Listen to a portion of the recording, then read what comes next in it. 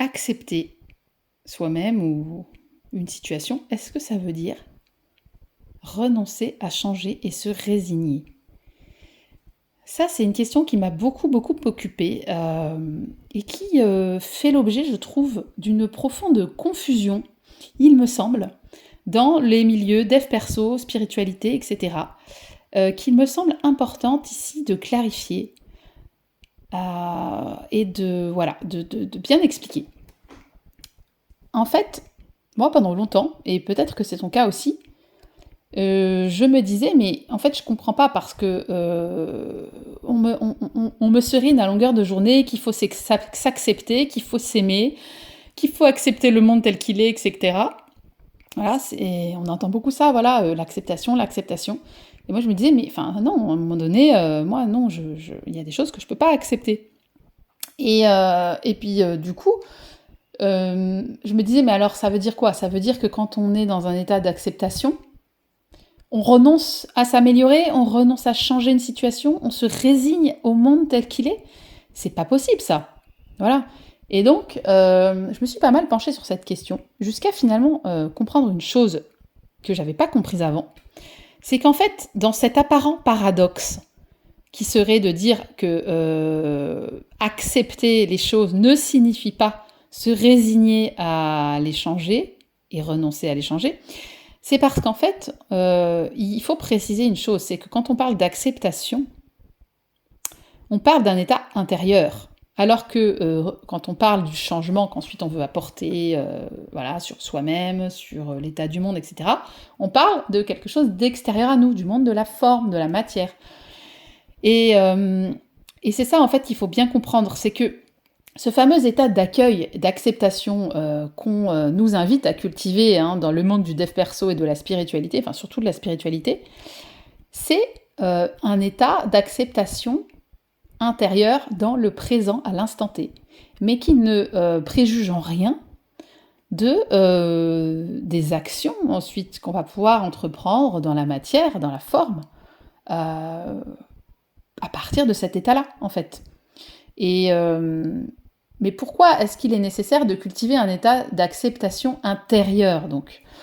Eh bien, c'est parce que, en fait, comment ça se passe? Tous les humains, en général, quand on est dans une situation inconfortable, par exemple, ça peut être dans la vie quotidienne, ou par rapport à des choses qui se passent dans le monde, par exemple, ou par rapport à nous-mêmes, des choses qu'on n'aime pas chez nous, eh bien, donc, on ressent de l'inconfort, et nous sommes ainsi faits que nous n'aimons pas ressentir des émotions inconfortables. Nous n'aimons pas ressentir de la colère, de la peur, de l'anxiété, de la culpabilité, etc., etc. Et du coup, dès lors que nous ressentons ce type d'émotion, automatiquement se crée en nous un réflexe de résistance intérieure. De non, mais moi je veux pas de cette émotion-là. Et donc, à une émotion de base, bon, qui est juste une émotion inconfortable, qui dure 10 minutes, un quart d'heure au demeurant, et qui peut juste nous traverser, et qui a un message à nous transmettre, d'ailleurs, elle est très utile. Une émotion de colère face à une situation dans le monde, elle est utile, elle nous dit, bah là, il y a quelque chose qui n'est pas juste et qui a peut-être qui nécessite mon attention. En fait, c'est ça, par exemple. Mais le problème, c'est que nous, on rajoute par-dessus ça de la résistance. On se dit, non, mais moi, je veux pas ressentir ça. Et donc, intérieurement en nous, clac, ça vient se nouer, ça vient se crisper. Et ça se fait de manière complètement automatique. Et quand on parle d'état d'accueil et d'acceptation, c'est justement de parvenir à dénouer, en fait, cette crispation qui se crée en nous à chaque émotion inconfortable, en fait. Voilà de quoi il s'agit exactement.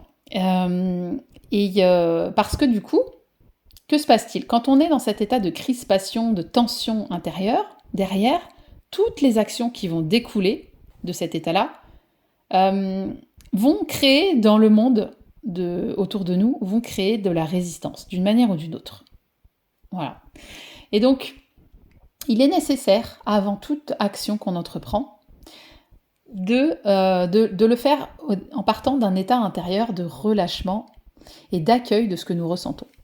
Et bien évidemment, comme je l'ai dit, après, libre à nous d'agir, de ne pas agir, de changer ou pas les choses. Mais d'abord, depuis un état de profonde acceptation de l'événement et de ce que cela crée en nous en tant qu'émotion. Voilà. Et Et donc voilà où se situe cette grande confusion, cette apparente opposition qu'il peut y avoir entre une posture d'accueil inconditionnel finalement et le fait d'agir après derrière dans la matière. L'un n'empêche absolument pas l'autre. Et les gens qui cultivent cette posture d'accueil inconditionnel du monde et d'eux-mêmes ne sont pas des personnes qui pour autant renoncent à agir, se résignent. Mais simplement, les actions qu'elles entreprennent se font depuis un espace apaisé. Voilà. Alors comment on fait pour cultiver cet espace apaisé en nous ? Parce que, effectivement, on l'a dit, le réflexe naturel chez l'humain, c'est de se crisper, de se tendre dès qu'on a un inconfort en nous.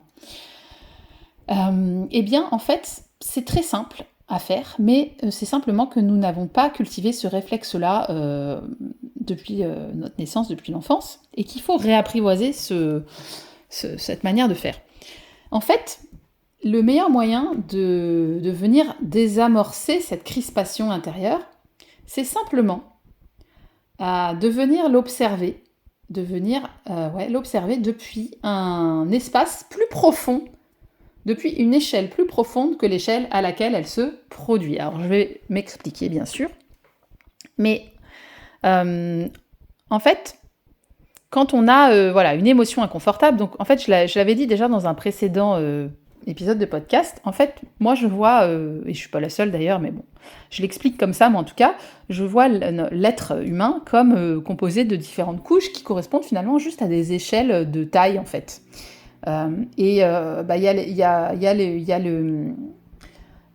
l'échelle de la pensée qui nous voit comme un individu avec notre corps, notre personnalité, etc. Il y a après l'échelle des émotions. Il y a l'échelle des... Ensuite, en dessous, quand on descend encore d'un cran, il y a l'échelle des sensations physiques, sensorielles. Encore à l'étage d'en dessous, c'est l'étage des cellules avec les besoins en fait physiologiques, la faim, la soif, l'instinct de survie. Et puis l'étage encore d'en dessous, c'est l'étage des atomes, donc du corps énergétique finalement. Et en fait, dès lors qu'on parvient à se connecter à un étage plus profond, eh bien, on parvient à prendre un petit peu de recul par rapport à ce qui se passe à l'intérieur de nous, et ça va venir dénouer automatiquement la résistance et l'inconfort en nous, puisqu'on ne va plus venir l'alimenter. Et quand, par exemple, on est dans cet état émotionnel inconfortable, l'idée, c'est de venir se placer à une échelle, donc on n'est plus dans l'étage des pensées, ni à l'échelle des émotions, mais on vient simplement à l'étage du dessous, à l'échelle des sensations physiques, on vient simplement observer ce que les émotions viennent créer à l'intérieur de nous. À quel endroit du corps je ressens cette émotion ? Alors ça demande un petit peu à être apprivoisé tout ça et à se pratiquer. Mais à quel endroit du corps je ressens quelque chose ? J'observe. Je ne fais qu'observer sans juger ce qui se passe à l'intérieur de moi.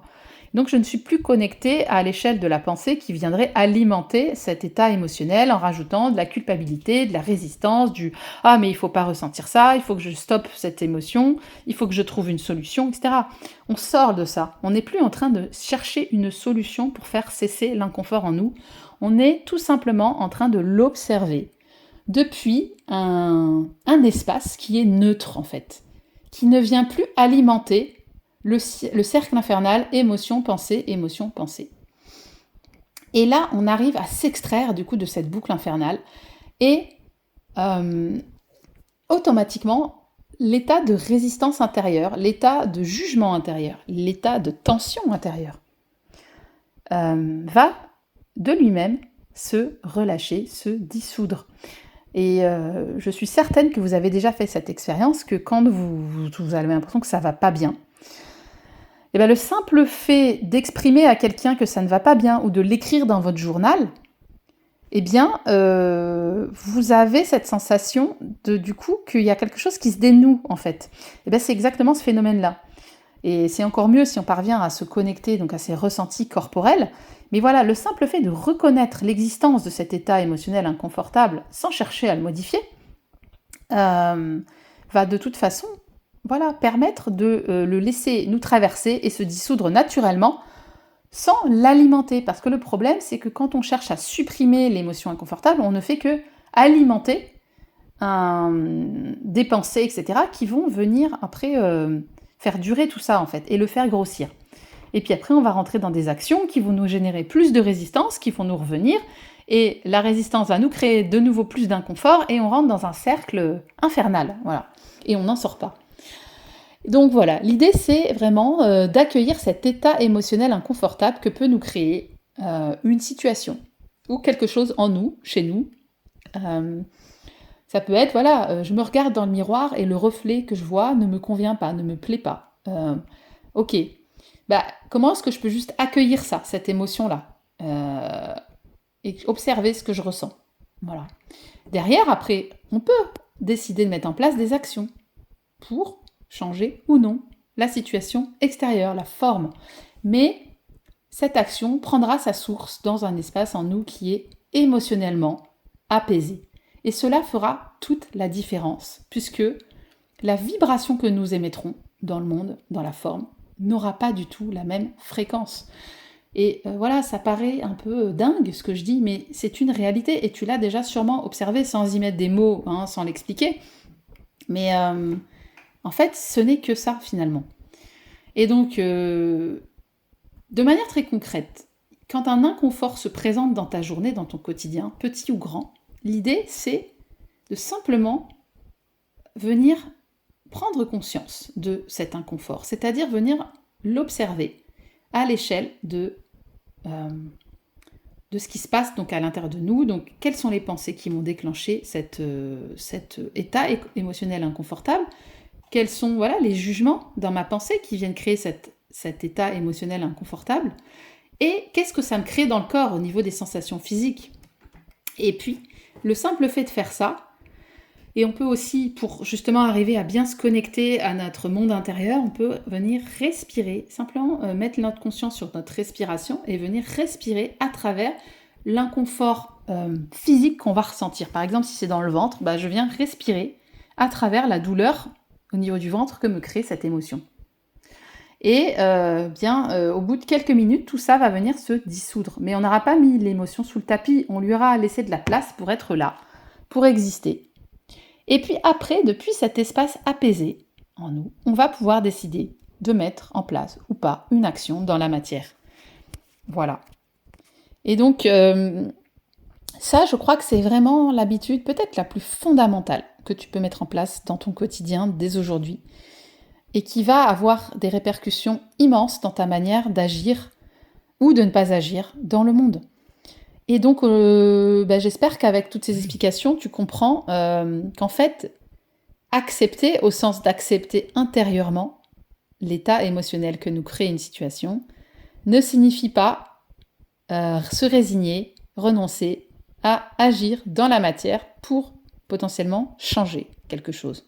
Voilà, les deux choses sont différentes. Mais toute action dans la matière pour changer quelque chose doit d'abord être précédée d'un état d'acceptation intérieure profond. Voilà. J'espère que cet épisode t'a éclairé par rapport à cette notion et t'aidera à cultiver cette posture d'accueil, d'acceptation inconditionnelle de ce qui t'arrive, sans pour autant renoncer à prendre des actions dans le monde, mais toujours les faire depuis un état de paix intérieure, de relâchement, d'amour. Je te dis à très bientôt pour un prochain petit podcast. Mouah.